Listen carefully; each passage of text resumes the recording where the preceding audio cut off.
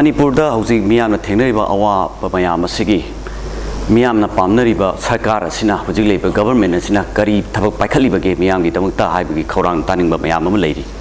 punamaga sigi pakhum pibinabagi damukta ngasi ISCOM na haijarubadagi yabirakpagi damukta Manipurgi Chief Minister Noren Biren sing akhoigi nakta lingsimduna leibire ahamawtada sabu hamta taranokjai sar akhoina khangjaningbasi maruaina Hausik Jiribam the Toliba Todo Sida, Maruina Jiribangi, Praja Sing Hijabatare, Lanjiner Tunaliba, Miamchina Pam Libasi, Mapam to the State Force, Ahembat Hazimbiro, Aduga Makobu, Peace and Biduna, Masamasa Mayum the Lezage, Mayum the Hanjaraga Lezage Hypeni, Masida Husik Sakar is in a Karikari Tabak Pakapi later. Noren Kanoni Jiribangi si community ani akhoi gi si kan jiribam si mariam tai maitai tai bishnupriya tai amatai adu thok ba thok tu community si loina saksi man manabarina identify tawna hudubagi pot amana tawruga amagi da tawruba du iman manaraba du tawruba confusion khara khoina phange adu anyway Huji akhoi immediate government gi mathaudi praja sel ga chonga ga leiba praja singlu resettlement honba moi the confidence building pi budune hoi ngarang nahan mompak phangi phangdi adu tawi taw dai loina khodak tai dc sing tor kana khodak to loi thare thongai ga loina leire mi su yamna nungai ba good beginning haita peace ki jiribam do huji moi margi khunnama Chiluba 150 mug laibani moi halakre maitei singi yum yoy humpu mu halakre tagre ngarang kanogi report ni ko official report ni adna sisi good beginning ne community animaki missing halaktana chelur bodu tarunga leiba isi kharane adu marak sida santi thugai ba pamba peace thugai ba kamba khara de dum yorkani adu madu khoi biar tomina batai akhoi kainom thoen hekta khoi pangsai da chaiba pangang da ngang ba pangtok da tawba si tawna biduna kitang social media se kitang control to biraga ko mayam da ni pra da ya se tamna hanba horai si positive oiba paw phongbi ba sumaina se lanjener ba sing do community khudima ke halakpa hore akhoi ji yum sana ba tawre yum 120 mu ne yum 120 mu community ani maki margisu aduga kaino gisu maitai gisu haiba sing do khoi ji yum sana na ba yam kanna ada yot nung leidana khotna khoi thaba hore aduna yam skin ga pi se bi ba gi moi gi security khoi already ala security lei security thar gale adu Manipur ki area thoglai ba mafam si chawboni na se suppose hojiki kind of sensitive area sing si loina khoi state security loi thamgre irang tholokti ba saida tawlokti hari si state ki sidai to je first MR gi second MR gi third IRB adagi six hek imphal manung da battalion thamamba mayam ji huji amta lehendre battalion gi maming done ladies but moi gi situation di loina vulnerable area da thado thangre bane id po bunker sa sa da then adugi mathakta mo low ubagi se huji low ubagi se hana even Bishnupur dai hage Bishnupur da low canal gi makha do mamang do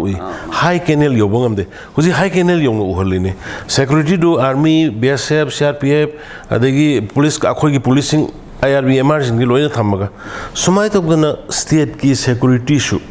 machine walakpa haidi loina jaga jaga khuri mak to cover torok to yada bina adubu ada huji achobo timmama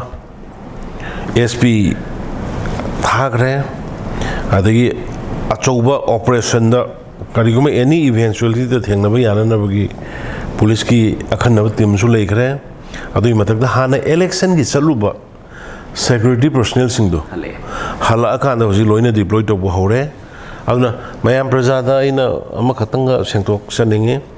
anoba mayam na swaida rumor ngang na riba ai force ena thajal e force operation togdor bra adu togdor bra ada togdor ba ina tawri do madu adugumba leite sir amatang hana election gi chaluba subject to correction 195 company adu amu hala ka mai pham da lein na bahona bada ngahak ma pham du chat mu ya da bagi swai da school do college leiba adu ni wais amatang khangjani bamna kamjong da illegal migrants sing si changsalak tana mayam lai masing yam lai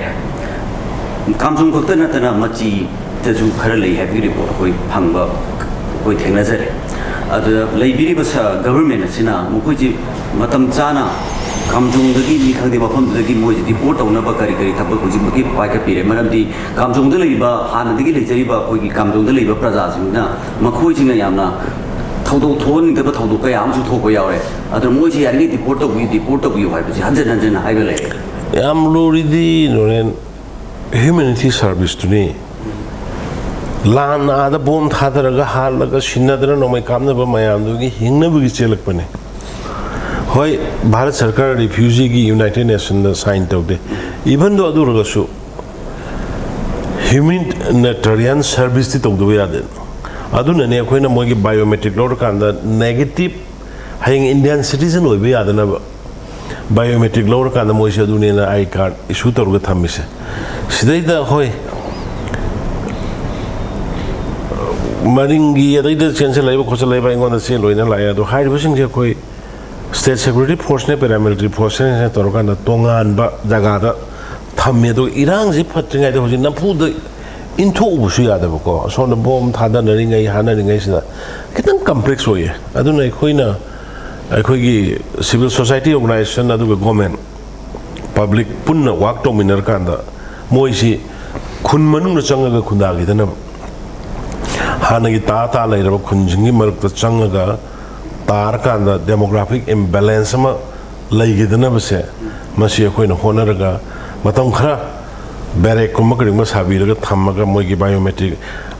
kano si aadhar kari kai si india gi negative poina pn ba akhoi citizen wen ba ya da na base kan honor ri khoi adu kan monitor to ri aroi boina khangjani bamana sar gi hauji ori ba phibam masing ma tang da government ki mai ki di hona ba ya di hona birang gani adu political party various elected legislature party singa tatu thajin tong ki kari tatu tasin tong bu upcoming kari le yam kon na khoi aga mama tam dai khoi phame legislature sing phame